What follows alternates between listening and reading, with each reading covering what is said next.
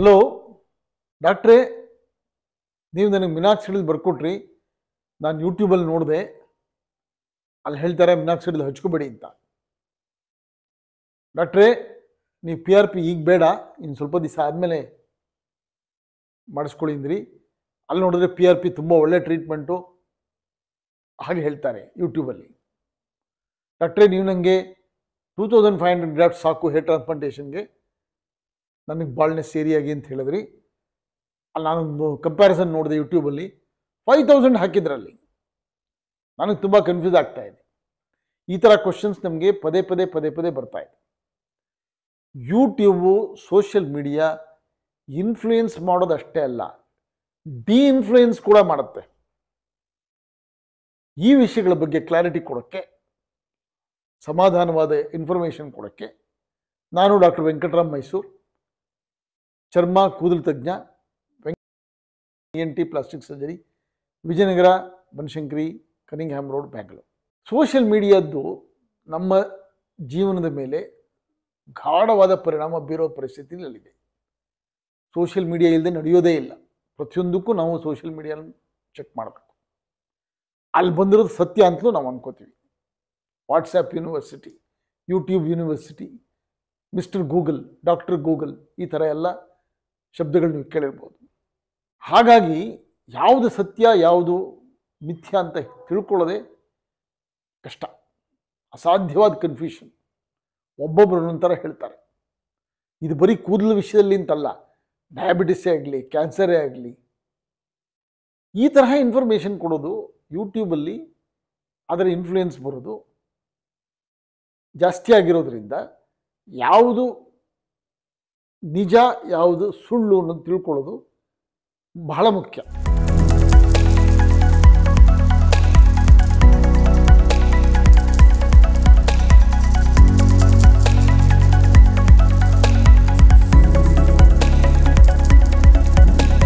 ಮೊದಲನೇ ಪ್ರಶ್ನೆ, ಯೂಟ್ಯೂಬಲ್ಲಿ ಇನ್ಫ್ಲೂಯೆನ್ಸ್ ಕೊಡ್ತಿರೋರು ಯಾರು? ಈ ಯೂಟ್ಯೂಬರ್ಗಳೇ ಯಾರು? ಮೋಸ್ಟ್ಲಿ ಯಾರು ಡಾಕ್ಟರ್ಗಳಲ್ಲ.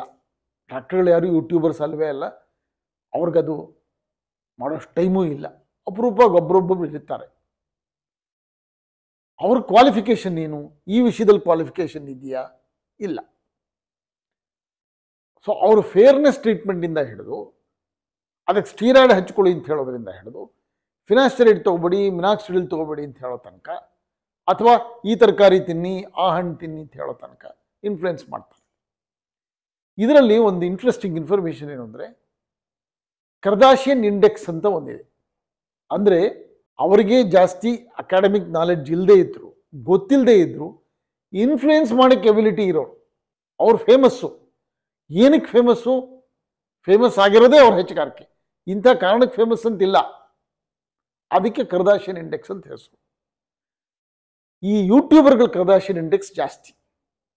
ಸ್ಟಫ್ ಇರಲ್ಲ, ಕಂಟೆಂಟ್ ಇರಲ್ಲ, ಕ್ವಾಲಿಫಿಕೇಷನ್ ಇರಲ್ಲ, ನಾಲೆಡ್ಜ್ ಇರಲ್ಲ, ಆದರೆ ಇನ್ಫ್ಲುಯೆನ್ಸ್ ಮಾತ್ರ ಇರುತ್ತೆ. ಅವ್ರ ಹತ್ರ ಡಿ-ಇನ್ಫ್ಲುಯೆನ್ಸ್ ಮಾಡಿಸೋಕ್ಕೆ ನಾವು ಡಾಕ್ಟರ್ಗಳ ವಿಡಿಯೋ ಮಾಡಬೇಕು. ಇದು ಮೊದಲನೇದಾಗಿ ತಿಳ್ಕೊಬೇಕು. ಎರಡನೇ ವಿಷಯ, ಬಯಾಸ್. ಇನ್ಫಾರ್ಮೇಷನ್ ಕೊಡಬೇಕಾದ್ರೆ ಬಯಾಸ್. ಯಾವುದೇ ಒಂದು ವಿಷಯದ ಬಗ್ಗೆ ನಾನು ನಿಮ್ಮನ್ನು ಗಮನ ಸೆಳಿಬೇಕಾದ್ರೆ ಆಗ ಆ ವಿಷಯದ ಬಗ್ಗೆ ಅಟ್ರಾಕ್ಟಿವ್ ಆಗಿ ಪ್ಯಾಕೇಜ್ ಮಾಡಿ ಹೇಳಿ ನಿಮ್ಮನ್ನು ಆ ವಿಷಯದ ಬಗ್ಗೆ ಸೆಳಿತೀವಿ.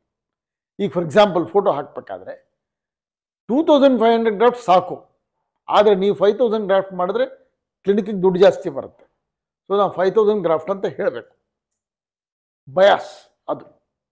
ಹಾಗೆ ತೋರಿಸ್ಬೇಕಾದ್ರೆ ಪೇಷಂಟ್ಗಳ ಫೋಟೋನಲ್ಲಿ ಬೆಸ್ಟ್ ಫೋಟೋಸ್ ಮಾತ್ರ ತೋರಿಸ್ತಾರೆ. ರಿಸಲ್ಟ್ ಬರೆದಿರೋ ಫೋಟೋ ಯಾರು ತೋರಿಸ್ತಾರೆ? ಅವರು ಬೆಸ್ಟನ್ನೇ ತೋರಿಸ್ತಾರೆ. ಅದು ಎಲ್ರಿಗೂ ಸಾಧ್ಯವಾ? ಎಲ್ರಿಗೂ ಸಾಧ್ಯ ಇಲ್ಲ. ಹಾಗಾಗಿ ರಿಯಲಿಸಮ್ ಅದನ್ನು ಕನ್ವೆ ಮಾಡೋದು ನಮ್ಗಳ ಕೆಲಸ, ಡಾಕ್ಟರ್ಗಳ ಕೆಲಸ. ಮೂರನೇದು, ಇಂಥ ಕನ್ಫ್ಯೂಷನ್ಗಳಾದಾಗ ಮಾಹಿತಿ ಎಲ್ಲಿ ಸಿಕ್ಕತ್ತೆ, ಪೇಷಂಟ್ಗಳು ಎಲ್ಲಿ ಹೋಗಿ ಓದಬೇಕು, ಅದಕ್ಕೆ ಸ್ವಲ್ಪ ಕಷ್ಟ. ನೀವು ಅವರವ್ರ ವೆಬ್ಸೈಟ್ ಹೋದರೆ ನಿಮಗೆ ಡೌಟು, ಈ ಡಾಕ್ಟರ್ ಆದ್ರೇನು ಆ ಡಾಕ್ಟರ್ ಆದ್ರೆ. ಆದ್ದರಿಂದ ಇದಕ್ಕೆ ಸರಿಯಾದ ಇನ್ಫಾರ್ಮೇಷನ್ ಸಿಗಬೇಕಾದ್ರೆ ರೆಪ್ಯೂಟೆಡ್ ಡಾಕ್ಟರ್ಸ್ ತುಂಬ ಪಬ್ಲಿಕೇಶನ್ಸ್ ಇರೋರು, ನಾಲೆಡ್ಜ್ ಇರೋರು ನಮ್ಮ ವೆಂಕಟ್ ಸೆಂಟರ್ ವೆಬ್ಸೈಟು, ಅಥವಾ association website, doctors association of hair restorations India, ಇಲ್ಲಿ ವೆಬ್ ಪೇಜ್ ತೋರಿಸ್ತೀನಿ ನೋಡಿ. ಅಥವಾ ISHRS, international society for hair restoration surgeons, ಇಲ್ಲಿ ಲಿಂಕ್ ತೋರಿಸ್ತಾ ಇದ್ದೀನಿ. ಇಂಥ ವೆಬ್ಸೈಟ್ಗೆ ಹೋದರೆ ನಿಮಗೆ ಕರೆಕ್ಟ್ ಇನ್ಫಾರ್ಮೇಷನ್ ಸಿಗುತ್ತೆ. ಅಲ್ಲಿ ಹೋಗಿ ಸರಿಯಾಗಿ ಚೂಸ್ ಮಾಡಿ ಕರೆಕ್ಟ್ ಇನ್ಫಾರ್ಮೇಷನ್ ತಿಳ್ಕೊಳ್ಬೋದು.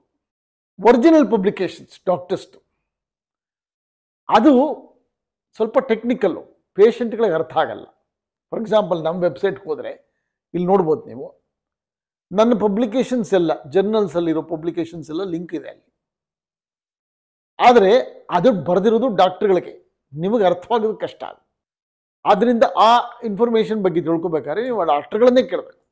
ಫಾರ್ ಎಕ್ಸಾಂಪಲ್ ನಮ್ಮದು 130 ಪಬ್ಲಿಕೇಶನ್ಸ್ ಇದೆ, ಅದರಲ್ಲಿ 45 ಪಬ್ಲಿಕೇಶನ್ಸು ಕೂದಲ ಮೇಲೆ. ಇದ್ರ ಪಬ್ಲಿಕೇಶನ್ ಏನು ಅಂತಂದರೆ ಇವು ಪೀರ್ ರಿವ್ಯೂಡ್, ಅಂದರೆ ನಾನೇನಾದ್ರು ಒಂದು ಜರ್ನಲ್ಗೆ ಕಳಿಸಿದ್ರೆ ಅವ್ರು ಆಟೋಮ್ಯಾಟಿಕ್ಕಾಗಿ ಪಬ್ಲಿಷ್ ಹಾಕ್ಬಿಡಲ್ಲ ನ್ಯೂಸ್ ಪೇಪರಲ್ಲಿ ಹಾಕಿದಾಗೆ. ಅದನ್ನು 3 ಜನ ಬೇರೆ ಹೈಲಿ ಕ್ವಾಲಿಫೈಡ್ ಸೀನಿಯರ್ ಡಾಕ್ಟರ್ಸ್ಗೆ ಒಪಿನಿಯನ್ ಕಳಿಸ್ತಾರೆ. ಅವರು ನೋಡ್ಬಿಟ್ಟು ಮಿಸ್ಟೇಕ್ಸ್ ಏನಿದೆ ಏನಿಲ್ಲ, ಯಾವ್ದು ಸರಿಗಿದೆ ಯಾವ್ದು ಸರಿಗಿಲ್ಲ ಅಂತ ಬರೀತಾರೆ. ಏನೂ ಸರಿಗಿಲ್ಲದೆ ರಿಜೆಕ್ಟ್ ಆಗಿಬಿಡುತ್ತೆ. ಆ ಮಿಸ್ಟೇಕ್ಗಳೆಲ್ಲ ತಿದ್ದಿ ಇನ್ನೊಂದು ವರ್ಷನ್ ಮಾಡಿ ನಾವು ಮತ್ತೆ ಕಳಿಸ್ತೀವಿ. ಅದನ್ನು ಪುನಃ ರಿವ್ಯೂ ಮಾಡ್ತಾರೆ. ಇನ್ನೂ ಮಿಸ್ಟೇಕ್ಸ್ ಇದ್ದರೆ ಅಥವಾ ಇಂಪ್ರೂವ್ಮೆಂಟ್ಸ್ ಇದ್ದರೆ ಅದನ್ನು ಮಾಡಬೇಕು. ಆಮೇಲೆ ಅದು ಪಬ್ಲಿಷ್ ಆಗುತ್ತೆ. ಇದು ಇಷ್ಟೆಲ್ಲ ಆಗೋಕ್ಕೆ, ಒಂದು ಆರ್ಟಿಕಲ್ ಪಬ್ಲಿಷ್ ಆಗೋಕ್ಕೆ 6 ರಿಂದ 9 ತಿಂಗಳು ಬೇಕು. ಅಂದರೆ ಅಷ್ಟು ಕೆಲಸ ಇರುತ್ತೆ ಅದರಲ್ಲಿ. ಹಾಗಾಗಿ ಪೀರ್ ರಿವ್ಯೂಡ್ ಜರ್ನಲ್ಸಲ್ಲಿರೋ ಮೆಟೀರಿಯಲ್ಲು ರಿಲಯಬಲ್. ಈಗ ಫಾರ್ ಎಕ್ಸಾಂಪಲ್ ಫಿನಾಸ್ಟೆರೈಡ್ ಬಗ್ಗೆ ನಾವು ಗೈಡ್ಲೈನ್ಸ್ ಬರ್ತಿದ್ವಿ, ಇಲ್ಲಿ ನೋಡ್ಬೋದು ನೀವು ಫಿನಾಸ್ಟೆರೈಡ್ ಗೈಡ್ಲೈನ್ಸ್. ಅದೇ ಥರ ಹೇರ್ ಟ್ರಾನ್ಸ್ಪ್ಲಾಂಟೇಷನ್ ಗೈಡ್ಲೈನ್ಸ್ ಅಂತ ಪಬ್ಲಿಷ್ ಹಾಕಿದ್ವಿ, ಇಲ್ಲಿ ನೋಡ್ಬೋದು ಹೇರ್ ಟ್ರಾನ್ಸ್ಪ್ಲಾಂಟೇಷನ್ ಗೈಡ್ಲೈನ್ಸ್. ಈ ಥರದ್ರಲ್ಲಿ ಕರೆಕ್ಟ್ ಮಾಹಿತಿ ಸಿಕ್ಕತ್ತೆ. ಆದರೆ ಅದು ಟೆಕ್ನಿಕಲ್.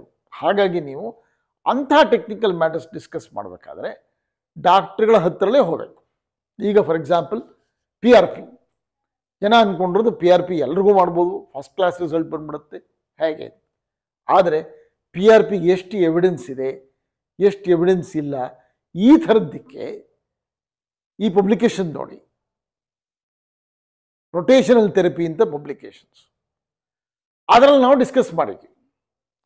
ಆದ್ದರಿಂದ ಕಡೆಯದಾಗಿ ನೀವು ರೀಚ್ ಆಗಬೇಕಾಗಿರೋದು ಡಾಕ್ಟ್ರುಗಳ ಹತ್ರಲೇ ಹೋಗಬೇಕು.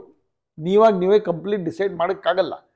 ಸೊ ಗೂಗಲ್ನ, ಈ ಸೋಷಿಯಲ್ ಮೀಡಿಯಾನ ನೀವು ಯೂಸ್ ಮಾಡಬೇಕಾಗಿರೋದು ವಿಷಯ ತಿಳ್ಕೊಳ್ಳೋದಕ್ಕೆ. ತುಂಬ ಅದರ ಡೆಪ್ತಿಗೆ ಹೋಗಬಾರ್ದು. ಅದನ್ನು ನೀವು ಕ್ಲಾರಿಫೈ ಮಾಡಬೇಕು, ವೆರಿಫೈ ಮಾಡಬೇಕು, ಡಾಕ್ಟ್ರ್ ಹತ್ರ ಮಾಡಬೇಕು. That is very very important. ಆಗ ಕನ್ಫ್ಯೂಷನ್ ಅವಾಯ್ಡ್ ಆಗುತ್ತೆ, ಈ ಬಯಾಸ್ ತಪ್ಪುತ್ತೆ. ಹೇರ್ ಫೀಲ್ಡು ತುಂಬ ಕಮರ್ಷಿಯಲ್ ಫೀಲ್ಡು. ಇದರಲ್ಲಿ ಎಲ್ಲ ಥರದ ಡಾಕ್ಟ್ರುಗಳು ಇದ್ದಾರೆ. ಪ್ಲಾಸ್ಟಿಕ್ ಸರ್ಜನ್ಸ್ ಇದ್ದಾರೆ, ಡರ್ಮಟಾಲಜಿಸ್ಟ್ ಇದ್ದಾರೆ, ಬೇರೆ ಇದ್ದಾರೆ, ನಾನ್ ಡಾಕ್ಟರ್ಸು ಸೇರ್ಕೊಂಡ್ಬಿಟ್ಟಿದ್ದಾರೆ. ಈಚೆಗೆ ಬರೀ ಇನ್ಫ್ಲೂಯೆನ್ಸರ್ಸು, ಡಾಕ್ಟರ್ಗಳಲ್ಲದೆ ಇರೋರು ಅವರು ಮಾಡ್ತಾರೆ.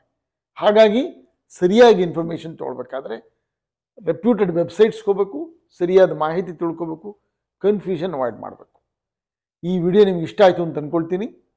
ಇನ್ನೂ ಈ ಥರದ ಇನ್ಫಾರ್ಮೇಷನ್ ಬೇಕಾದ್ರೆ ನಮಗೆ ತಿಳಿಸಿ. ನಮ್ಮ ಯೂಟ್ಯೂಬನ್ನು ಫಾಲೋ ಮಾಡಿ, www.venkatcenter.com ವಿಸಿಟ್ ಮಾಡಿ. ನಮಸ್ಕಾರ, ಧನ್ಯವಾದಗಳು.